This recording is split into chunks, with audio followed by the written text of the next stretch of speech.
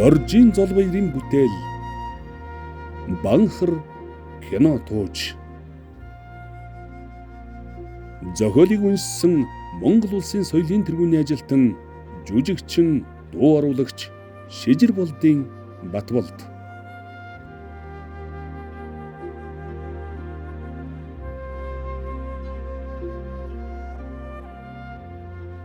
Саргуушин алсын бараа бүхэл хөлд орох газарч харагдахгүй нь гачлантай. Гэрэлгүй орчинд дуу чимээ тод сонсогддог ажээ. Үхэр хэвэх, адуу шир хийж өвс хазлан идэхэн сонсогдно. Хаяа нэг хотож банхар нохоо бүдүүн дуугаар "Би байгаа шүү" гэж хотныхоо бүх малд халдан довтолж болзошгүй сүултээ сүүлгүй чононд мөн эзэндээ жижүүрийн мэдээ өгөхөөр хөв хийн хуцах нь сонсогдно. Чухам инэл бөглөө хуцалтын чимээг хот айлын хүн мал бүгд анхааралтай сонсохгүй ч тэдэнд амгалан нойрсох ая тухтай амарцгаахт нь туйлын нэмэртэй. Гэнэт үргэссэн малын хөлийн чимээ гарч ямаа майлалдав. Хар хур хийн нохоо ухсхийг сонсогдож мордын хамар тачигнан үхэр гунганан мөөрөлдлөө. Хотонд гэнэт хээрийн амтэн довтолжээ. Хотож банхрын архирах бүдүүн дуу төмөр хавирч байгаа мэт гол зурмаар чонын ярдгалах сонсогдно. Гэрэлтээсэн бол чон нохоо хоёр бие рүүгээ харан сэрвэнийхээ үсийг босгоод соёо татан архирч хизээ мэдгүй болох тулдаанд бэлдэн өрж байгаа нь харагдах үзээ. Энэ шавлт удаан үргэлжилсэнгүй. Чон нохойны альных нь үл мэдэгдэх архирах гаслахтай зэрэгцэн үргэсэн малын чимээ холилдон бөөн шуугаан дэгтлээ. Тас хийх буун дуу энэхүү их мадаггүй чимээг таслан зогсов. Нохойн хуцах дуу алсран холдож гэрийн эзэн хүний гууглах чимээ үргэж сандарсан олон малыг тайвшруулна. Банхар! Банхар! Банхар! Гэх дуунаар энэ шөнийн аимшигт жүжиг аюулгүйгээр дуусгавар боллоо. Үүр цайж нар мандлаа. Зуны дэлгэр цагийг илтгэн чогчих шувуу шогширн. Үнээнүүд босож сүнэн шээж дуусаад "Хөх дэлэн минь чинж бай шүү. Туглаа хөхүүлье" гэх шиг мөөрн. Хотондоо задгаа хонсон хонд бэлчээртэй гарахыг яаралгүй хэвдэцгэн.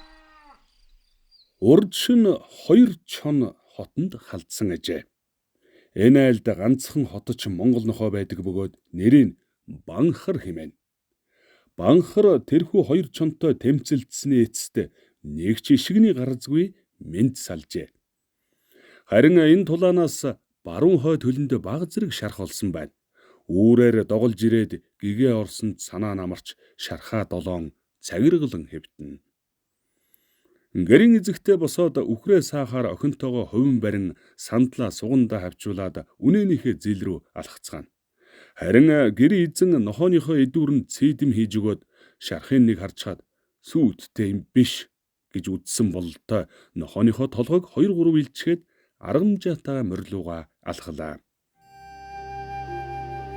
Энэ бол хангайн нэгэн аймагт амьдардаг Сансар хэмээх жирийн нэгэн малчны хот юм. Сансар 40 орчим настай. Эхнэр 3 хүүхэдтэйг амьдардаг.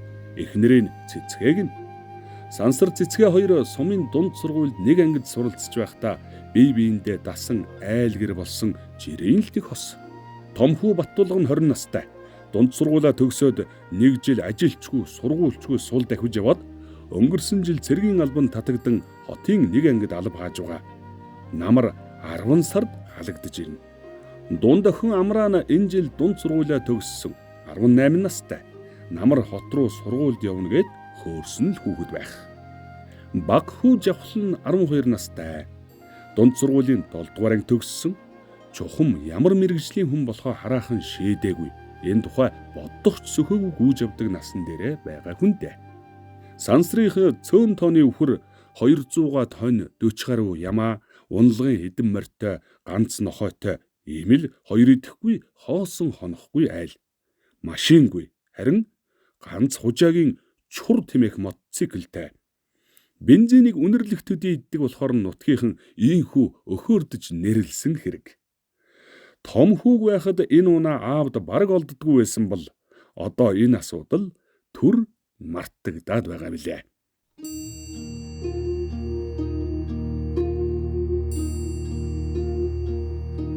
2 дугаар бүлэг. Амра Жавха хоёр булгаас 2 бетонтой ус аваад гэрийн зүг алхана. Жавхлан хүүд 10 бетонтой ус арай л хүнд ачаа бололтой ойрхон амарна. Гэхдээ цагаа болохоор энэ ачаа тийм ч хүнд биш ээ. Учир нь Жавха сахалтын хүүхдүүдтэй нийлж зурмны нүхэнд ус цутгах үед ус цөөх ажил биш хүдэл гарна. Тэр үед анд улаарсандаа ч юм уу аль эсвэл айлын огтд хүчтэй харагдахын тулд 2 гартаа 10 литр ус цөөхөд түүртнэ гэж үг бай. Хөөе Жавха, хурдан яваач бороо орхон гэж эгч нь хэлээд 2 хүүхэд гэрлүүгээ яарлаа. Цэцгээ цөөвтөр үнээ саадагч зундаа тогоон ирж 20 литрийн шилэн боллоонд дүүрэн нэрмэл арх хурааж цагаан сараар ирсэн гийчдийг дайлах дуртай. 20 литр нэрмэл 10 гаруй хоногт гарна л да. Харин шин нэрмэл бүхэн 20 боллоонд орох нь хэцүү. Нутгийн зарим хүмүүс цэцгийн гарын архийг амсах гэж ирэхэд нь хувь хүртэн. Сансар байнга уухгүй ч зарим нэг гийчнтэй элдвийг хуучлан данх султгах ч үе гарна. Хаяахан найр хуран болох гээд нэрмлийн захиалга ирж 5-3 төгрөг олох явдалч би. Ямар ч тач намар орой гэхэд 20 литрийн боллон дүүрдэг юм да. Тогоон ирэхэд шимийн архинаас гадна өөр олон талын ашиг шимтэй. Зуны халуунд аарц буцлахын тулд зуухны галд өмдөө шатаач шахаж тараг хутгахгүй ч айраг бүлэх ус цөөх гэдэг бэрх ажил хүүхдүүдийн нуруунд дээр ирдэг. Хөхүүртэй айргийг тоолон бүлэн, хөхүүргүй айлын хүнд хөндлөнгөөс харахад айраг бүлэх нь хэцүү ажил мэт харагдавч бүлээд сурсан байхад шуугаад л бас чиж урамтай. Томхүү Баттулган айргийг шүүхтэл сайхан бүлдэг. Тосон гартай хүүхэд билээ. Тосон гартай гэдэг нь бүлсэн айргаа сайхан эсгэж, айргийн тос их унгаадаг гэсэн үг юм. Дүү Жавхлан ч ах шиг тосон гартай болохдгоо. Тогоон эрхийн урдаар тараг болон бүлээтгсэн айргийн хярам дээр хийж дороо хийхэд 1500 удаа бүлнэ. Сайхан эссэн хөрөнгөн дээр ингэж бүлсний дараа хөхүүртэй айргаа баг зэрэг хөдөлгөн зайлж тосыг зангируулдаг. Өглөө нь зангирсан тосоо хамж аваад дээрэс нь хүйтэн ус хийж царцаагаад ташиж айргийн тос хэмээх өвөрмөц амттай тос бэлэн болно. Энэ тосоо хоньны олгойд завсар гаргалгүй чихэж хийгээд хадгалахад мууддгүй бөгөөд өвөлжин цайндаа орхиж уухад амттай гэж. Тогоон ирж байх үед тэр айл зочин ирвэл цагаа дэвэрч архи руу орох гимбэ. Яг үн шиг зөвхөн монголчуудад л тохиолддог ёс заншил дом байдаг. Хөхүүл эмэгтэй бусдаас гордоосон хүн нь хуурч домондог. Аман гимтсэн хүүхдийн амыг халуун хамгаагаар домнох, айсан хүүхдийг шөрөг цутгаж домнох гээд үдсэн хүн үнэмшдэг сонин содон заншлууд олон бий. Тэнгэрлэг хүмүүс гэдэг үг үүнтэй ч холбоотой байхыг үгүйсэхгүй. Чухам энийг ямар ч шинжлэх ухааны онолоор батлах аргагүй ч амьдралаар нотлогдсон Монгол онцлог юм да. Цагаа дэврэхэд бүрхээр дотор ээрэм тогтож үлддэг. Ээрэм нь эсгэлэнч бас л амттай цагаан эдэний нэг. Ээрмийг бүрхээрний хусам гэж ойлгоход нэг их буруудахгүй. Тогоон ирдэг айлд халуун ус их гарнаа. Ус цөөх ярвигтай ч халсан усаар хувцсуунар угаахаас эхлээд хөдөөний айлд нэмэр ихт. 2 ус аваад тогоогоо гаргалаа. Ингэж цөөн ус авахд архины гарц баг боловч хатуу хүчтэй гардаг нь жам. Цэцгээ бүрхээр дотор зүүсэн 2 бариулаасаа уяа бүхий савтай архийг цоргон даван бөглөөтөө данханд юулээд буцалж байгаа цагаагаа баруун хатавчин дөлгөөстөө аарцны уут руу хийж шүүлээ. Суларсан тогоондоо дахин айрыг дүүргээд жалавч бүрхээрээ угсарлаа. Айргаа бүлж эсгсэн дээрээ 2 удаа нэрдэг нь бараг л ёс болжээ. 3 нэрвэл дараа нь айргийн хөрөнгө багасдаг гэмтээ.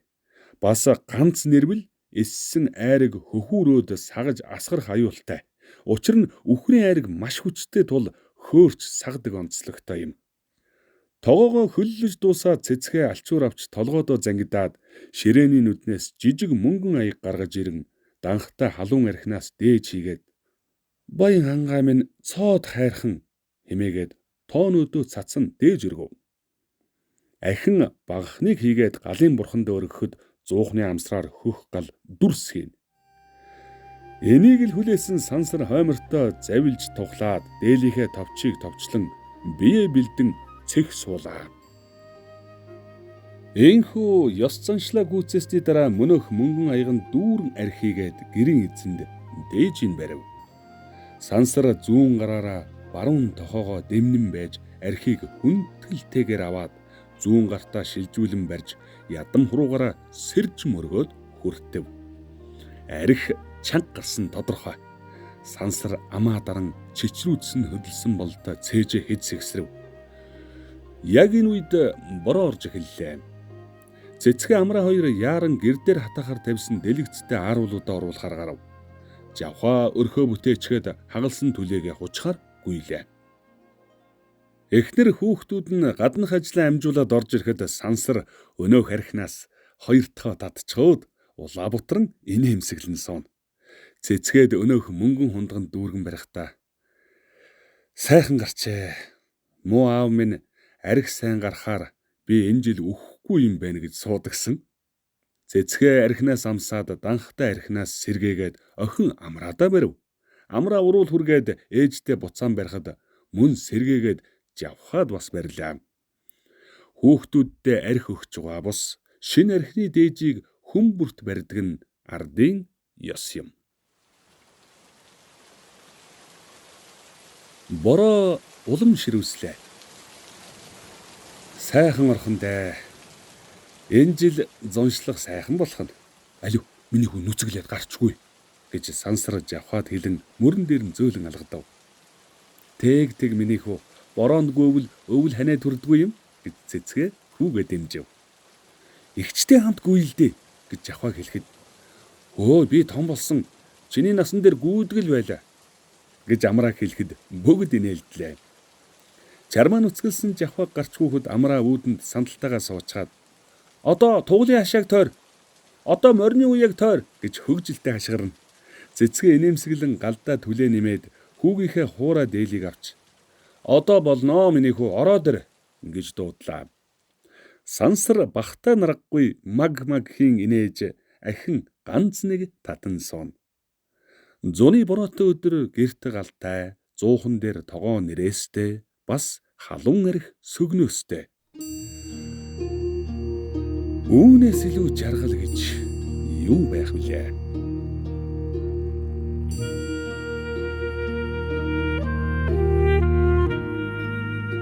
Банхар 3 дугаар хэсэг. Банхар бол сансрын гэр бүлийн тижээж байгаа 3 дахь нохой юм. Үүний түрүүнд Баавга гэдэг зүрх цагаан хар нохойтой байсан. Баавга сайн хотч нохой байсан бөгөөд 6 настай байхдаа чухам яасан мэдэгдэхгүй өвчлөөд хоолч идэлгүй хэдхэн хоногт ясарс болтлоо турсан юм. Том нохой турхаараа янхийсэн том толгой ойл үлддэг ажээ. Нүдэн ширэгдсэн мэт хонхойж, хар ялаа шавх нь өрөвдмөр. Цэцгээ нүдэн дээр нь шавх ялааг үргэх гэж аргал умалган салхиныхын дээр тавиад өрөвдөн хүүхдүүдтэйгээ нулимс унгад суун. Баг хүн сургуульд ороогүй байсан цаг. Ер нь Монгол нохой хөгшөрхөөрөө нүүдлийн ая даахгүй болж дулаан цагт нүдэн ч юм уу жавжин өтчгдөг гэмтэй. Гэтэл Баавга арайч өтлөх нас нь болоогүй, бас өтөөгүй байсан нь сонин. Монгол нохойн бас нэгэн тайлагдшгүй онцгой нь өөхөх цагаа болоход гэрээсээ хол очиж нүд андаг ёс гэхүү уламжлал гэхүү онцлог бий. Хэд хэдэн айлын нохой ингэснийг сансар харсан эсвэл сонссон. Тэрэл цаг нь болж гээд орой унтахынхаа өмнө нохооныхоо хүзүүвчийг авч сул орхисонсон. Өглөө босоход нохой яг л ёсороо алга болсон байлаа. Сансар морой имээллээ жалга судаг дов сандуул бүрийг нэгжин өдөржин хайсан боловч олоогүй юм. Нохоогоо олбол сүүлийн тайрч дэрлүүлээд Аманд нь шар тос өмхүүлж орхих санаатай жижиг шилтэй шар тос өвөртлөн өдөржин морьтойгоо алхуулсансан. Айл саахалтын даач "Энэ тэн таарвал хэл дуулгаарай" гэж хэлж загсан билээ. Өтөлж дороотойгүй өвчин эмгэггүй байж гинт өвхнө гэдэг танаа гэр бүл тохиолдох ямар нэгэн гай зовлон цээжээрээ хаагаад явчихсан гэсэн үг хөөрхий. Араас нь ном сайн уншуул гэж ахмадууд зөвлөлөө. Хэд хонсон ч олоогүй юм. Ёстой л нүд анихтан зэрэгцсэн тас шуу ирээд аваад явсан байх л да. Нохоогүй хэдэн сар болоход малчин хүнд бүтэн нойртой хонсон шүүн байгаагүй. Зуны сүүл сар байсан тул гөлгөн нохоо олдохгүй нь тодорхой. Сансар аймгийн төв орж ном уншуулах далманда гөлг олж авъя гэсэн боловч золбин нохоон зулзах сэтгэлд нь хүрэхгүй тул тэсэж байгаад өвөл Монгол нохой гөлгөлөхөөр сайн нохойтой болж авъя гэд гүрийсэн ажээ. Тийм шүү. Цэвэр Монгол нохой жавар тажигнах үед ороон ороод эд ёс эхэлж байхад гөлгөлдөг нь хууль. Ахиж төрөхгүй жилдээ ганцхан гөлгөлдөг онцлогтой. Өвөл нь балжид самганы улаан халтар жингэр гөлгөлж гин 6 гөлг гарсан байна гэсэн сураг сонсогдлоо. Сонссон даруйда сансар балжид байхыг зорив. Балжид гэж хэдэн үнэтэй ганц бие хөгшин байдаг юм. Ганц бие ч юу ах вэ? Ганц хүн хотод алба хаадаг, харин ач нар нь 100 амралтаараа эмээ дээр ирж амранга ажилд нь тусалдаг юм л д. Сансар хөгшнийд 5 литрийн усны савнд дүүрэн сүйтэй очоод "Хоточ нохойтой болгож өгнө үү" гэд хадаг барихад эмгэн хадгийг авч бурхныхаа өмнө тавиад "Дуртай гөлгөө нүдлээд нүдэ нээгт нь ирж аваарай" гэж билээ. Эхэн улаан халтар болохоор гөлгнүүд нь бүгд л улаан халтар ажээ. Ялахын аргагүй адилхан нялх амьтдыг харж угаад нэг эр гөлгөний ур төлөнд цагаан даавны өөдсөөр уяа томж арай унчхааргүй мөн чивчирч боохооргүй уйж тэмдэг тавиад буцсан юм. 10 хоногийн дараа баг хүү жавхаага дагуулад нохоо авахаараа балжид гуйнд дахин ирлээ. Бяцхан хүү жавхаа нохоогүй хэдэн сар болсондоо уйдж мөн ах эгч хоёр нь сумын төвд сургуульдаа сурахаар явсан тул ханьтай болох нь гэж баярлсандаа тэсэж ядаж аавыгаа даган эдэр 9 хүүтнийг үл тоон ирсэн нь энэ юм. Гөлгнүүд нүдэ нэгэд хөөрхөн болжээ. Нэг гөлг эзэндээ очисон байлаа. 5 гөлгөн дунд өнөөх тэмдэгтэй гөлгөн ч байна.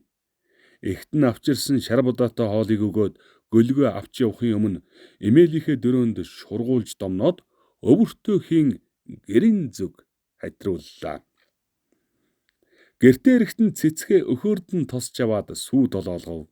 Сансар шар тос зөөгшүүлээд "Арслан шиг зогдортой болоорой" гэж ерөн хүзүү сүүлэнд нь түрхээд жавхаад "За, миний хүн нохоондоо нэр өгөөрөө" гэтэл хүн шууд л "Банхар" гэж дуу алдав.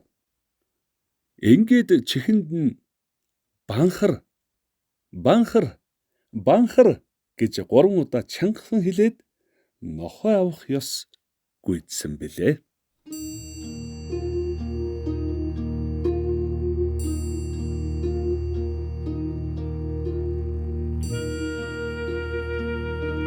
Банхар 4-р хэсэг.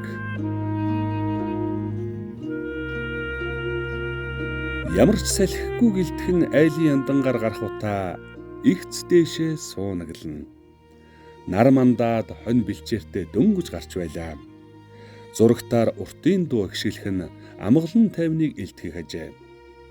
Гэрийн гадаах үхэр тэрэгнээс уяатай ганц сонь газар үнэрлэн хаяа майлхан харагдана. Сансар Монгол улсынхаа төрийн далбааг өнний үзүүрт бөхлөн уяад гэрийнхээ зүүн хатавчиндах бүслүүрүүдийн араар оруулж бүх гихч нь суйрлуулв. Яг үүнийг хүлээсэн мэт салхи сэвэлцтэл төрийн далбаа жавхаатай сайхан намирлаа. Цэцгээ охин амраатайгаа үнээгээ сааж дуусаад хувинтай сүүгээ дамжлан инээмсэглсээр гэрлүүгээ алхам. Далбаа мандахыг харж баярлаж хөөрсөн жавхаа хүү сүүлийн туглаа татаж хашаанд нь оруулчаад үхрээ тууж эхэллээ. Сансар гэрээсээ хутга бэлүү авч гарч ирээд зүүн хаяанд сууж ирлэнгээ. "За, гэдэс цус гаргах сав суулга бэлдээрээ" Тэгэхгүй эн чи сайл сүүгээ оруулаадах л да гэж цэцгээ инээмсэглэн хэллээ. Эртхэн нар халахаас өмнө гэдсээ чанчихъя. Аав хар өглөөгөр өлсөө юу хэмээн амраа хэлэхэд цэцгээ дэмжин хөхөрлөө. Аав нь эртхэн ажлаа амжуулчаад бүх харах гээд л манай аймгийн бөхчүүд өнөө жил өнгөтэй байгаа гэж хариу хэлчихээд "Жавхөө миний хүү орхичхоо. Наадуул чи аяндаа явчихна. Ирж аавда хоньны хөл барьж өг" гэж хүрүүгээ хашгирлаа. Гадаа зуухан дээр тогоотой гэдэс буцлах ба сансар улайсгсан төмрөөр хоньны толгой, шир, өвчүү сүүлийг шир хийлгэн хуйхлаад хутгаар гусна.